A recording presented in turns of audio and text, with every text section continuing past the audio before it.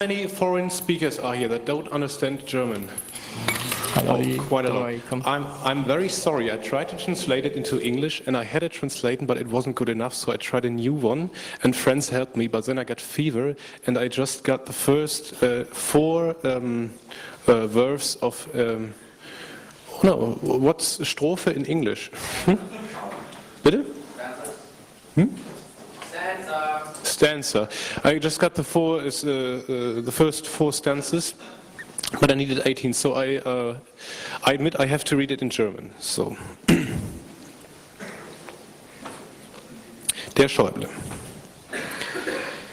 Einst um eine Mitnacht graulich, da ich trübe, sann und traulich, müde, über manchem Argbeschluss, der an den Bürgerrechten zehrt.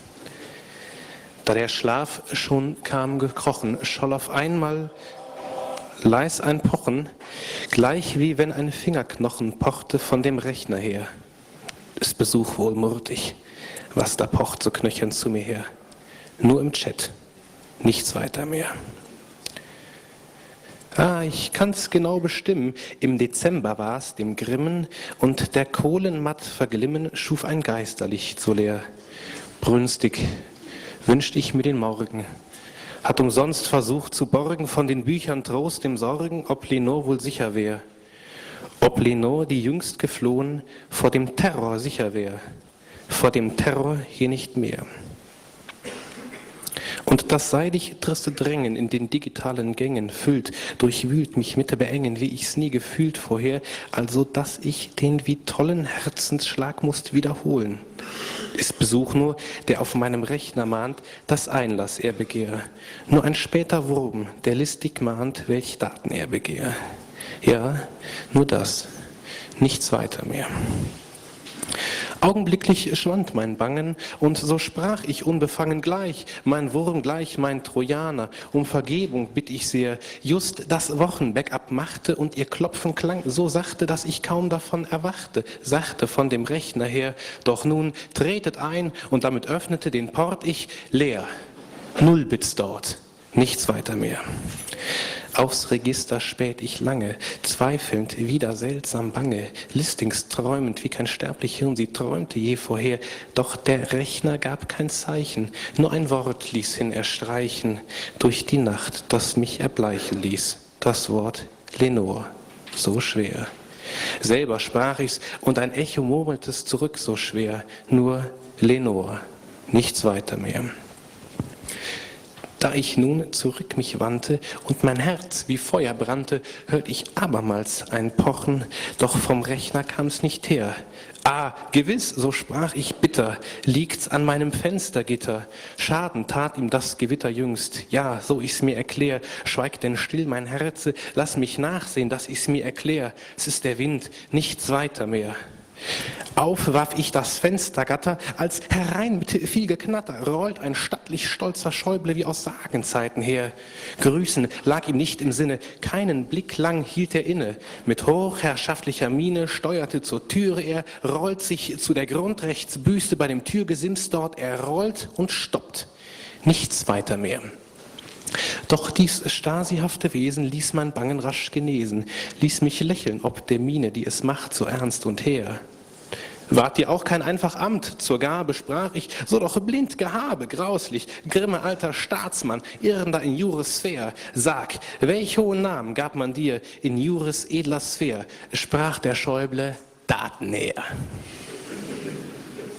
Staunend hörte dies raue Klingen ich dem Schäuble sich entringen, da die Antwort rechtsstaatsfeindlich und unglaublich sehr, denn wir dürfen wohl gestehen, dass es keinem noch geschehen, solch eine Gier bei sich zu sehen, die vom Grundrechtsbruche her, die von einem fanatisch blinden Grundrechtshass her laut kreische, Daten her. Doch der Schäuble zittrig ragte und dies eine Wort nur sagte, gleich als läge all sein Hass auf unserer Freiheit sehr. Keine Silbe sonst entriss ich seinem wirren Innern, bis ich seufzte. Mancher Feind verließ mich früher schon und Wiederkehr. Morgen wird er mich verlassen, wie mein Glück und Wiederkehr. Doch da sprach er, Datennäher. Einen Augenblick erblassend Ob der Antwort, die so passend, sagte ich: Fraglich ist dies alles, was der Kerl gelernt bisher. Er war bei einem Herrn in Lehre, den so tief des Chilis quere Paragraphen trafen, dass all sein Denken gründet sich im Hass so sehr, dass der Horizont der Freiheit sich bei ihm beschränkt, so quer auf dieses wirre Datenheer. Doch was Trübes ich auch dachte, dieser Staatsfeind mich doch lächeln machte, immer noch, und also rollte ich stracks mir ein Gesetzbuch her und ließ die Seiten fliehen, schöpfte Verfassungsenergien, verglich mit Karlsruher Theorien, wie es wohl zu verstehen wäre, wie dies grimme, angsterfüllte Wesen zu verstehen wäre, wenn es krächzte Datenheer. Dieses zu erraten saß ich wortlos vor dem Kerl, doch fraß sich mir sein Blick ins tiefste Innere nun, als ob er ein Trojaner wäre. Brütend über Rechtsstaatstreue scrollte ich ganz ohne Reue meinen Cursor durch die Ordner, die verschlüsselt auf der Platte, auf der eigentlich privaten Platte lagen mit den Bildern von Lenore, den Urlaubsbildern von Lenore. Da auf einmal füllten Düfte, dünkt mich, Weihrauch, gleich die Lüfte und Rousseauscher Schriften Duktus drang aus Büchern zu mir her. Freiheit, rief ich sie, man sandte diesen Leugner hier und gab ihm Staatsmacht. Worin endet nun dein Existieren hier? Doch wir bleiben standhaft und verteidigen dich, wie er sprach, der Schäuble, gib die Daten mir. Ah, du prophezeist ohne Zweifel, Höllenbrut, ob Tier, ob Teufel, ob dich Otto Schily sandte, ob der BND dich trieb hierher rastlos und ganz ohne Bangen allen freiheitlichen Belangen den Prozess zu machen, sag's mir endlich, bitt dich sehr, lässt du meine Freiheit mir, sag mir, bitt dich sehr, sprach der Schäuble. Daten her. Ah, dann nimm die letzten Rechte, Höllenbrut, ob Tier, ob Teufel, dann treib doch weiter deinen Hass in die Verfassung rein. Künd mir, wird es denn geschehen, dass ich einst in Juris Höhen darf die Rechte wiedersehen, selig in der Freiheitssphäre, darf die Rechte, die du folterst, haben in der Freiheitssphäre, sprach der Schäuble. Daten her. Sei denn dies dein Abschiedszeichen, schrie ich, Terror ohnegleichen, hebe dich hinweg und kehre stracks zurück in Jurisphäre, keine einzigen Spende Lüge, bleibe hier dem größten Wahnsinn Zeugnis, lass mit meinen Daten mich allein hinweg dich scher, hack nicht länger meinen Rechner, pack dich fort, hinweg dich scher, sprach der Schäuble, Daten her. Doch der Schäuble rührt sich nimmer, spricht noch immer von der Sicherheit durch Daten, von dem Epas wie vorher. Und in seinen Augenhöhlen eines Dämons Träume schwelen. Und das Licht wirft seinen schälen Schatten auf die Wahrheit schwer. Und es hebt sich aus dem Schatten, aus der Wahrheit dumpf und schwer, meine Freiheit nimmermehr.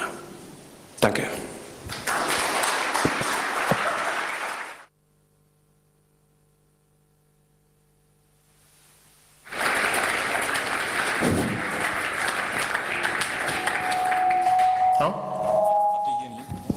Okay.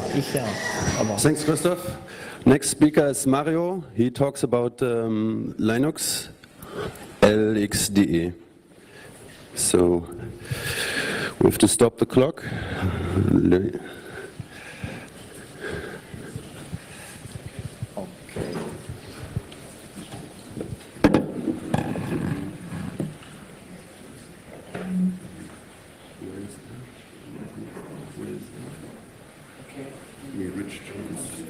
Is it on? Yeah. Hi, I'm Mario Belling here from Berlin, and I was traveling during the last year in Asia, also for work, and I actually got together with some folks from LXDE, and LXDE is a lightweight X11 desktop environment, and the goal is to make Linux faster, to have a lightweight and fast desktop environment. It was founded 2005 by a Taiwanese hacker called PC Man, and I would like to show you a few components here. First, what we want to do, LXDE is already in Fedora as a default available, and also packages are available in Debian, Ubuntu, and Mandriva. Here are some startup times, but it's not only about startup times. Sometimes you find other systems that are fast as well. But as you can see, louder? Larger. Okay. I see. I can try. Okay. Sorry. Yeah, so we need more people to test as well, so please feel free to test it. It's not only about launching times, as I said, it's also like the overall usage of resources. We have an international community. Here some folks from Taiwan. We get together with Ubuntu people. There are also like many different kinds of people, not only developers, people who organize events and so on. Here, this to the left is, for instance, that's Andrew Lee. Andrew Lee is the package maintainer for Debian for more than 5 years as well, and he's making packages for LXDE. Fred Chen, a few people. Here is a get-together that we had with folks from Beijing, a small student group who also participate to support the LXD project. Some people here from Germany. We had the founding of an organization, the LXD Foundation, just 2 months ago. We decided we want to support LXD and the project. Okay, you're really curious, what is LXD? That is our logo. I show you a few components. Here we have the overall desktop screen. We also have a launcher for netbooks because it's good for netbooks and older computers. So you can just go through the launcher. It looks quite similar to the one that we know from Sandros. Yeah, also you can have the traditional panel-like view here. You can configure the bottom panel, add different applications. We also have a run dialog. A small feature that we added here is that there's auto-completion. So you type in something and it gives you some offers. Other things you can set, of course, the panel preferences. Here are some ideas. You can do it, for instance, that the background has a picture or that it becomes transparent. A few options. Yeah, and here is PCman, the file manager that was also started by the main developer, PCman from Taiwan in 2005. Okay, and yeah. A few components, please check it out. The website is lxde.org. This presentation here is done with GPIC view, another component of LXD. It's really fast, really simple. We have an appearance, we have a task manager, started with Control-Alt-Delete, very simple for people who come from other operating systems. Application shortcut. The new component just started here, offered 5 days ago. It's LX Music, pretty new, and we have many people here who join us. Please join us as well, lxde.org. We welcome you, looking forward to your involvement. Thank you.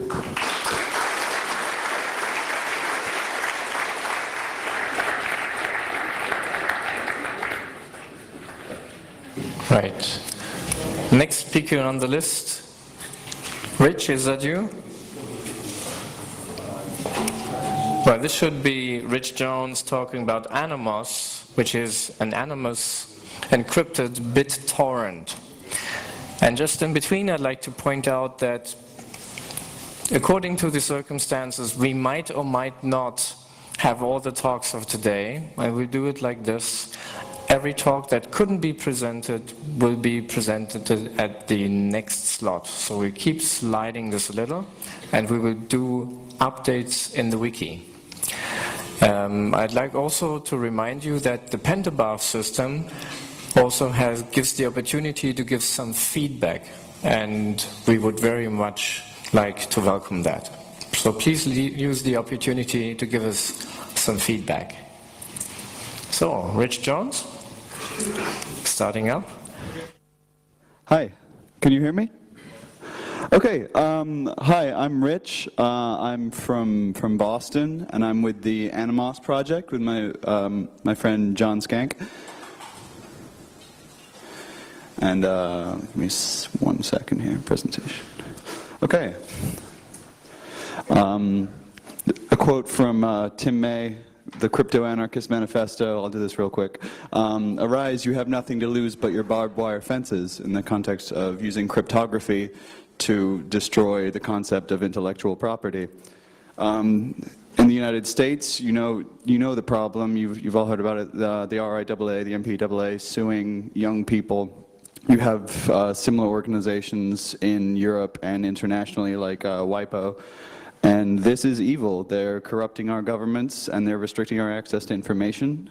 They're specifically targeting young people, and they're killing the concept of fair use. Worse than this, we're having problems with... Can you tell me the solution to 2024? Pardon? Can you tell me the solution to 2024? We can't see it on the screen, my stream. What do you want? The solution, can you tell me to 2024? I don't know.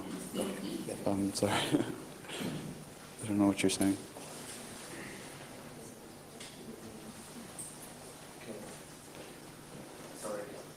We're having, in the United States, the National Security Agency is listening to our phone calls and monitoring our internet traffic. In the UK, the email record database, problems in Sweden, obviously China, the Middle East. This violates the rights to privacy, access to information, free speech. This is mind control, as far as we are concerned. This leads to other problems down the road. The solution is cryptonymity, which is the combination of cryptography and anonymity. You're familiar with projects like Tor and I2P. We are the Anonymous project, which combines those principles with BitTorrent, which you're all used to for stealing your pornography. We're sponsored by the NLNet Foundation, who have been very kind to us, and they're the reason that we're here today. You've all used BitTorrent. You know why it's good. It's very fast, multi-peer-to-peer. But you know the problems that, yeah, if you use university networks, you'll be caught. You will have your internet access revoked. You're being tracked, and a lot of times it'll be blocked by your internet service providers. There are solutions to this, like Tor and I2P, as I mentioned, but they are typically slower, and sometimes, in the case of Tor, they deliberately block BitTorrent traffic or ask you not to use it. So Anonymous is the onion routing concept of Tor combined with the multi-peer-to-peer system of BitTorrent, using strong AES encryption end-to-end and SSL encryption between the nodes. And it's fast. It's anonymous. The main problem is it still uses a centralized tracker, but using Tor for HTTP traffic, you can get around this as well. This is something we're investigating now, if you're interested. There are practical applications for this. This is okay. Citizen journalism. It's a Chinese man falling over. The person who took the photograph was imprisoned for doing it, for criticizing the government. And we think that there needs to be a vocal outlet for citizen media, and sometimes it has to be anonymous, and you can use BitTorrent for this, and you can use Anonymous for this. We need help. If you want to join us, if you want to code, or if you want to run a tracker, that would be great. You can find more info at our website anonymous.info. Okay, thanks very much. Thank you, Rich. Next speaker is Jan. He has 2 presentations. Just change the laptop. Hi. Sorry, just a reminder for the speakers, please set your resolution to 1024 by 768, because otherwise our scanline converter won't capture your video output. Thank you. And also, just another reminder for you guys watching there on internet, there's an IRC channel, it's 25C3-Saal 1, 2, and 3, and there's a Saal 2. So I hope to get some feedback there. And maybe take the opportunity for you guys to sit over there. Come over there very quickly. I think there's an aisle where you can walk. Jetzt die Frage des Seat Space. Habe ich vorhin schon gemacht.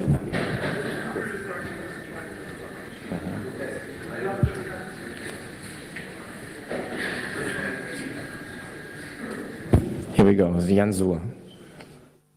Hi, my name is Jan. In the first talk, I would like to introduce you the German Privacy Foundation.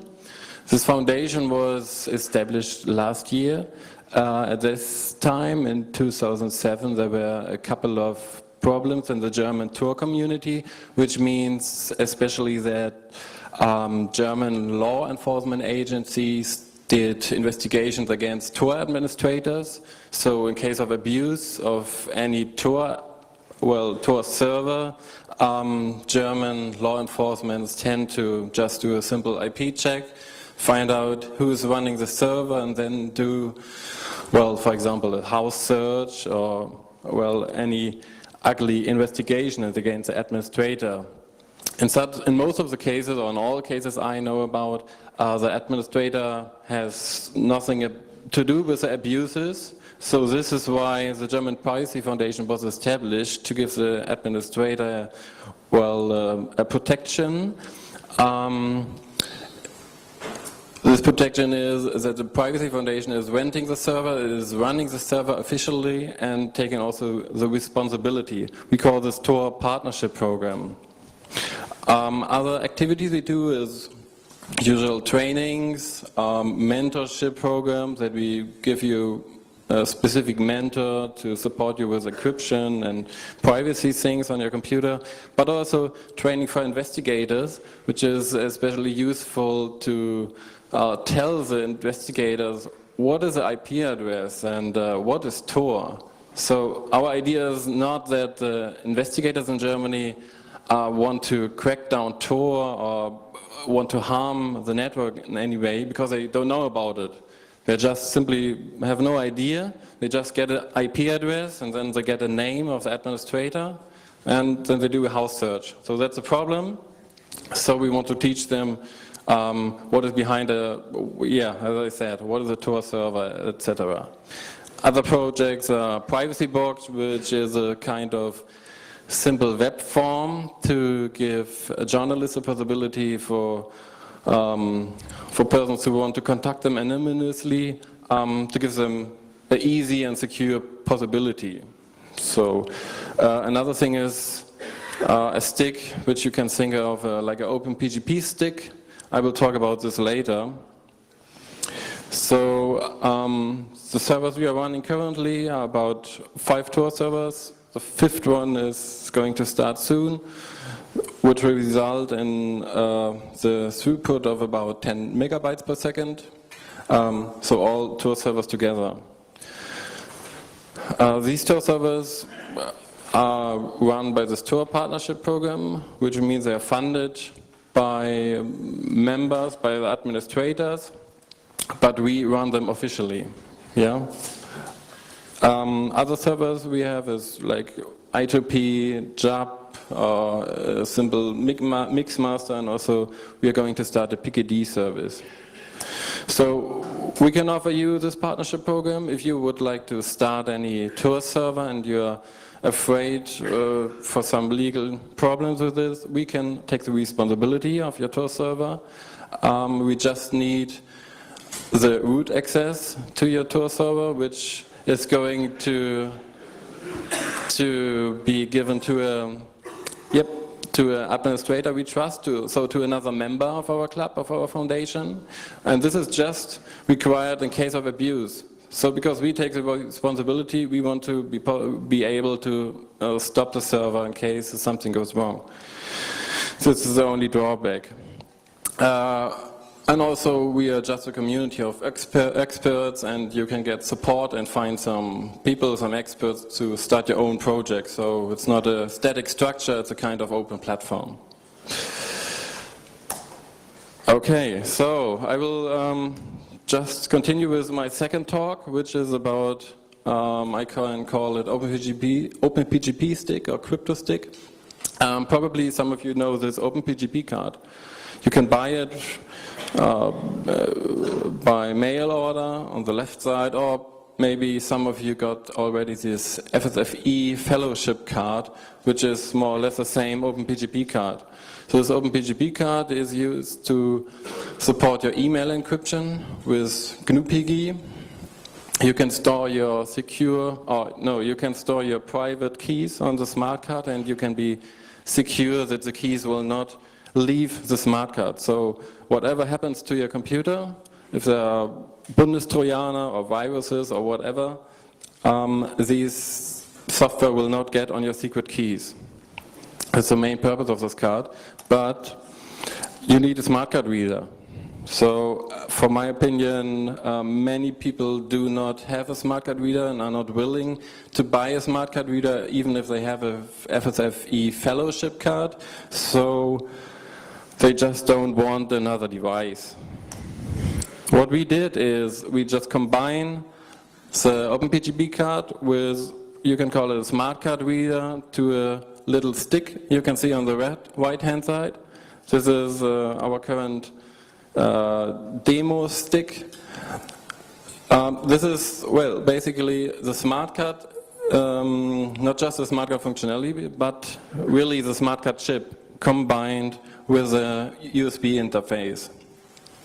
So this crypto stick, as I said, it's like an OpenPGP card combined with a USB interface. And again, your secret keys are secure because they are not on a memory, so, well, not on a flash memory as this stick may look like. No, it's a real smart card. So this is compatible with your favorite open source software like GNU-PG, Thunderbird, or Firefox, SSH, PAM for login authentication, and your Linux, and so on. The project is open source project. This means we will release the hardware specs, well, the hardware PCB design and the software all is open source. Currently, it's fully working, so the development is more or less finished. We just want to start producing first bunch, which we will sell for maybe 30 to 40 years. We don't want to make money with it, but even the smart card chip itself is like about 15 euros. So it's just more or less the cost of the parts which are combined. We will sell it soon, so it's really a limited edition because we are running out of parts for the first edition. So if you want one, you're good to give us a pre-order. And we are planning to make another version which has support for RSA encryption with more than, currently you have a limitation of 1024-bit RSA encryption. So in the next version we want to get rid of it to allow RSA with 2048-bit encryption. And probably we can combine a flash memory which can easily be encrypted and decrypted. So probably we will integrate some interfaces in the future to, well, allow you to connect your keyboard to circumvent bugged computers or whatever. So I think it's a quite interesting project, and we are happy to welcome you. If you, we are always require support for device driver development and also low-level hardware development in C. So thank you.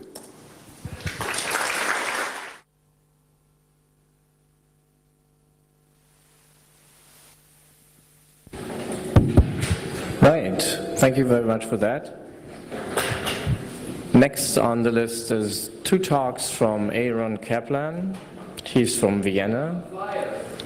And yes, Jansu also has some flyers for you, so please pick them up here.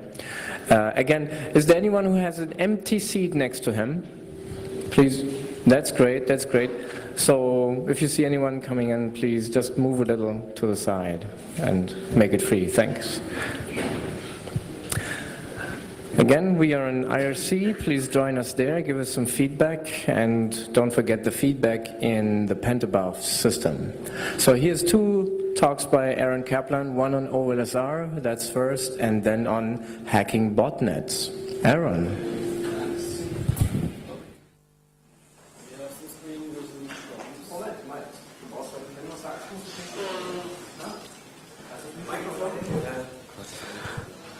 Was kann ich?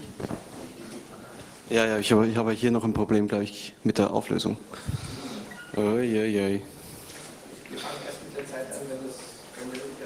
Okay, ich beeile mich.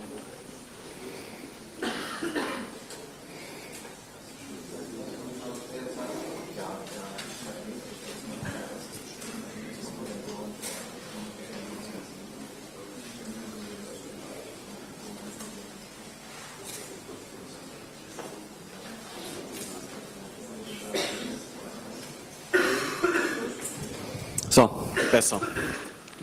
Okay, hi, I presented last year here, I think it was last year, about the OLSR mesh routing daemon. Basically, I wanted to give you a brief feedback, an update on what's happening, and we'll probably ask you for your support again. So last year I presented a pretty ambitious program to continue to work on the OLSR mesh routing daemon, which is, I think we can say, the first mesh routing daemon used in a wide sense in Freifunk and Funkfeuer and all the community Wi-Fi mesh networks. So what did we look at last year? Lots of code cleanup, performance improvements, a synchronization algorithm, and multipath routing. And the multipath routing had a question mark last year already. It proved to be true because we didn't get there yet this year. So there was lots of code cleanup. Next page. So what did we achieve compared to that? The code is much cleaner now. I encourage anybody who wants to use that mesh routing daemon to take a look at the code now and improve on it and see. It's pretty much readable. It's really fast now. There have been some great updates by Sven Ole Tücke and others. Who are just squeezing out the last performance bits, and so we're very proud now to say that this runs on a 30 megahertz embedded webcam in the Freifunk network. That's roughly, I don't know how many 100 nodes, 800 nodes now or so, something like that. So it's really fast. There was some great work by Henning Rogge. I don't know if he's here in the room. And he was working on a metric plugin. So one of the big research topics in mesh networks is in 2008 was using different metrics. Because when you want to find the best path to some other router, you need to define what's best. So that's the metric, that's the link cost.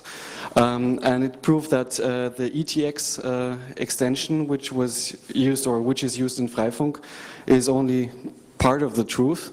It minimizes the amount of hops and it minimizes the packets.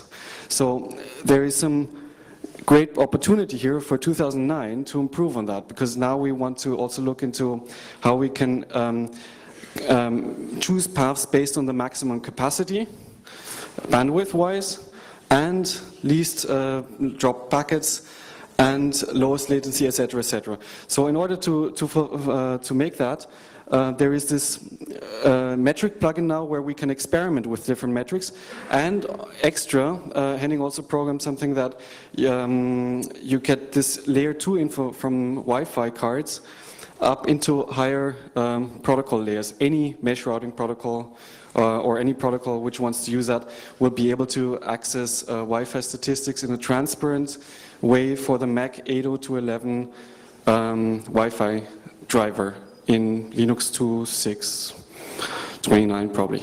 Next one. Okay. So multipath came later.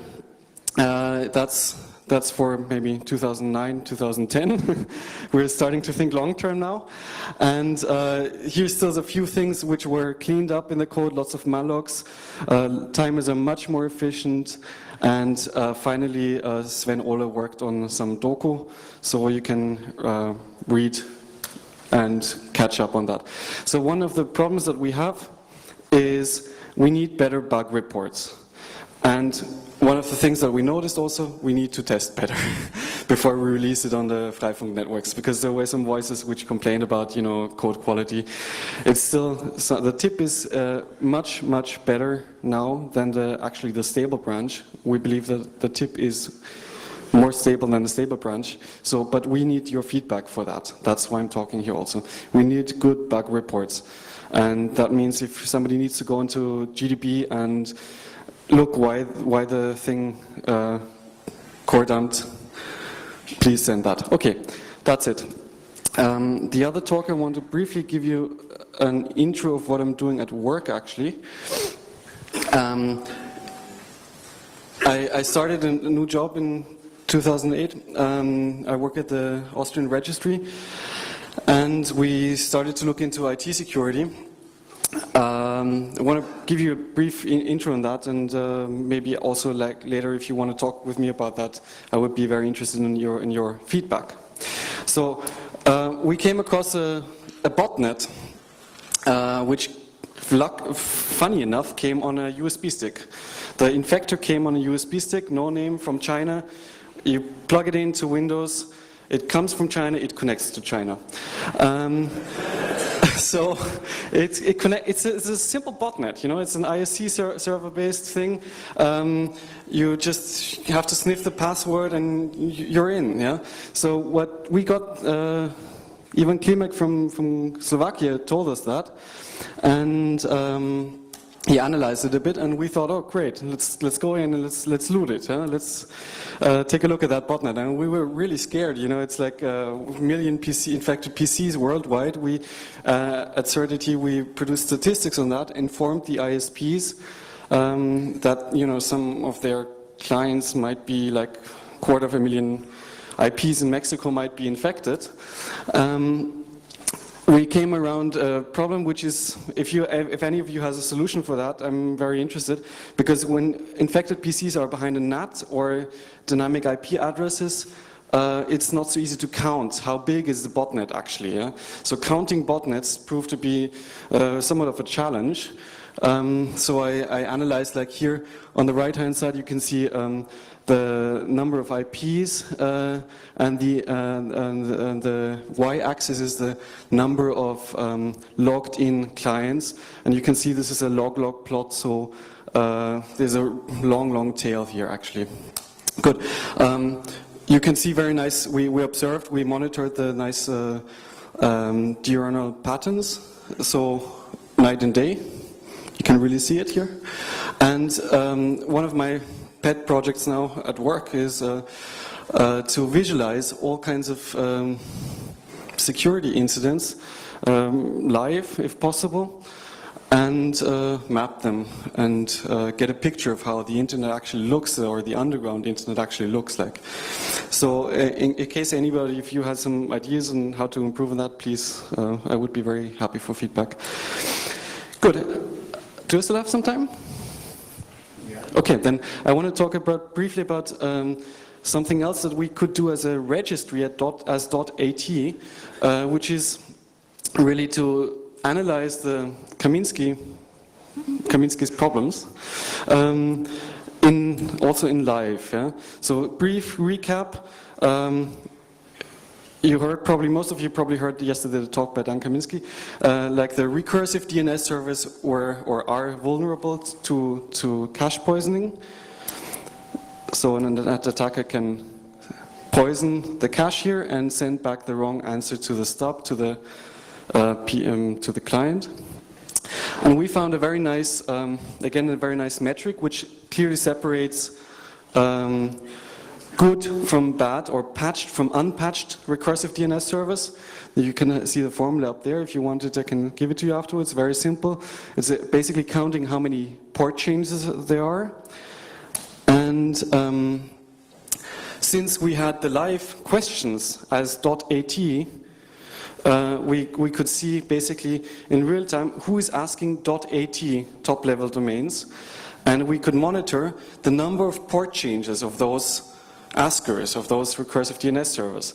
So this was really interesting to actually give back some data to Dan, and of course it's anonymized. Of course we cut out the questions, the DNS names which wanted resolution, but we could do some very nice statistics, and you can see in the beginning, thanks, great.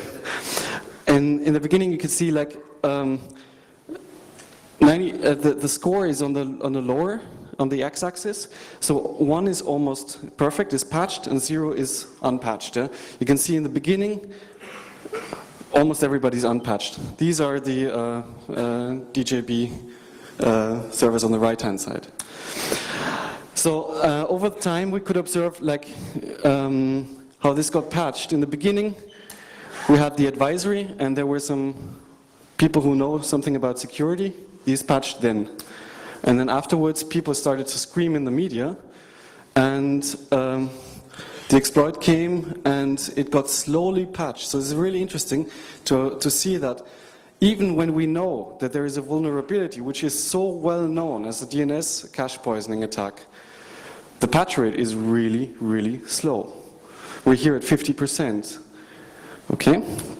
So, good news is the important DNS servers are to 90% patched, and there are many, many out there which are still unpatched.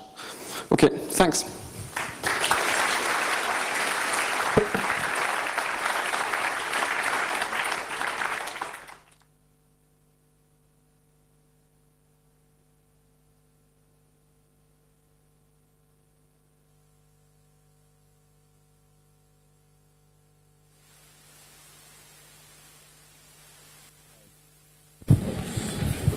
Okay. Just one reminder for you, for those of you who haven't heard it, we have an extra session tomorrow. So the usual session will be at 11:30 for 1 hour, but we have an extra session in the evening at 8:30, 8:30. It will not be in this room, but it will be in Saal 3, in room 3, just right over there. And there's still a few empty slots. So think about it. Bis morgen, ja? Okay.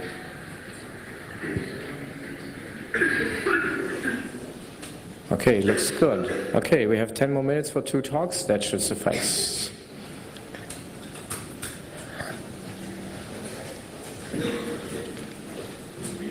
No?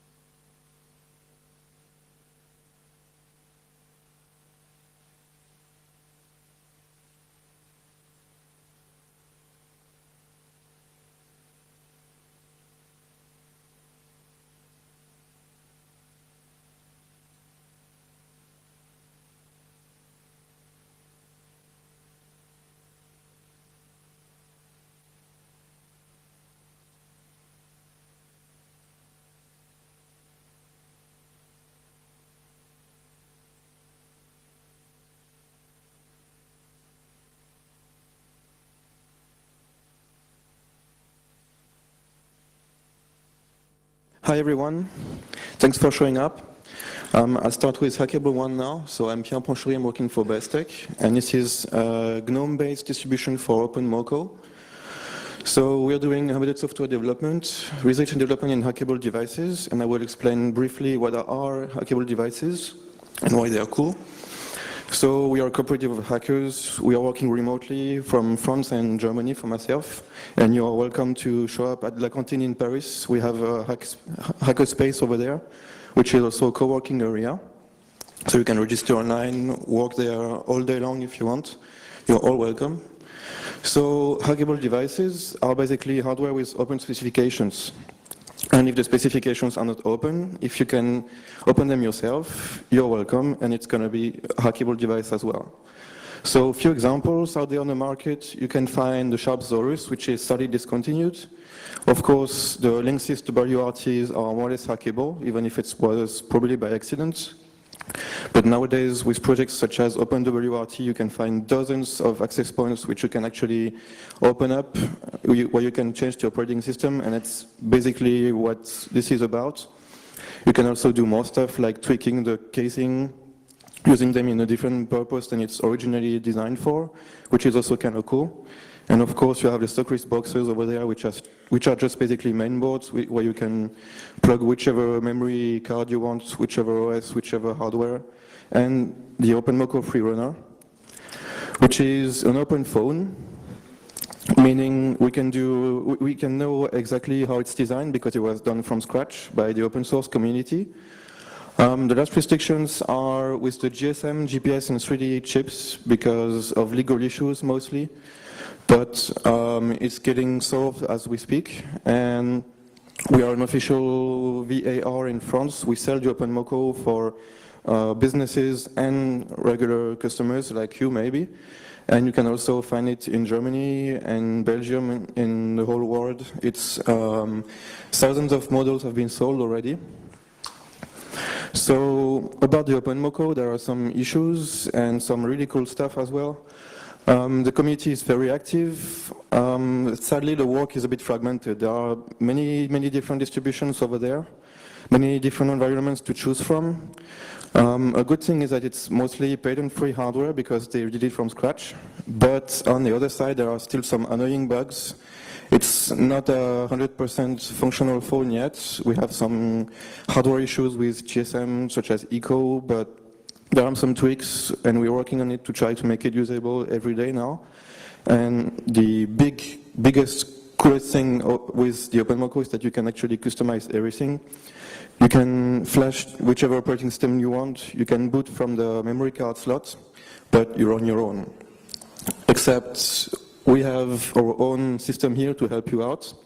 So it's based on Debian. That was a really cool how-to, and people were able to hack Debian and boot it within days on the OpenMoko. So we just basically installed it on a tarball, on a SD card, sorry, packaged it in a tarball, and you can download it, uncompress it on a micro SD card, boot it up on the OpenMoko. It just works. And we included a full development environment, so you can compile natively applications directly. It's quite fast. It's becoming more and more like a regular computer. 400 megahertz CPU, 64 megs of RAM. So it's getting really interesting to develop on such devices, even over SSH from your USB port. And it's much easier than installing a cross-compiling toolchain. So Hackable One is not just about OpenMoko Freerunner, it's also about hackable devices. And we want to decline the distribution for different purposes and hardware. So, for example, already on the OpenMoko it has a GPS chip, and some people out there may just want to use it as a GPS. And so the cool thing is that we want to decline the distribution so that we can automatically build software images, flashable images, which are directly putting the GPS in 30 seconds and doing just that. So it's really easy to install and use. And we also use this for business purposes now and trying to promote this business model. And so it's much easier to get started than with open embedded and Scratchbox environments, which are quite painful to set up and bootstrap. We are opening the development process, so you can all join. What we publish is what we use. We hang out on IRC on Hackable One on the Freenode network. You're all welcome to join the track, which has a wiki, bug reporting system. The official website is on www.hackableone.org, and I will try to improvise a workshop either tomorrow or in 2 days. So feel free to contact me, send me an email on HackableOne, Corben@hackableone.org, KHORBEN. I can write this down here. And I hope you will join, like it, order OpenMokos, and share the fun. Thanks.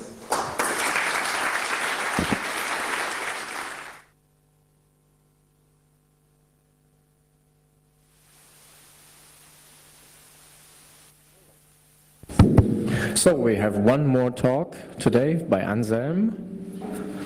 Where is he, by the way? Anselm Garbe, Sacklersorg. He's not here? That would be too bad. Is there anyone else in the room who was giving a short talk there? Wer wird Technik, dass man sie benutzt? Sorry. Okay, let's switch to the thing that's already on. So, if Anselm is not here in the room right now, actually we are short of one talk. So what about it? Mario, you still had one, right? More on LXDE? What about more on the stuff that you were going to talk about today? You haven't had? No. Anyway, so that would conclude actually today's talks. Pretty early, but I guess that gives you some more time for input and output. Please give us some feedback on the IRC via email to the address that was just about here. Oh, it's right there now. Okay, so this would be 25C3@lightningtalks.de. We would appreciate your feedback there, and we hope to see you tomorrow at the same time, 11:30 here in room 2. And a reminder, there's another session tomorrow evening in Saal 3 at 8:30. Thank you. See you and enjoy the show.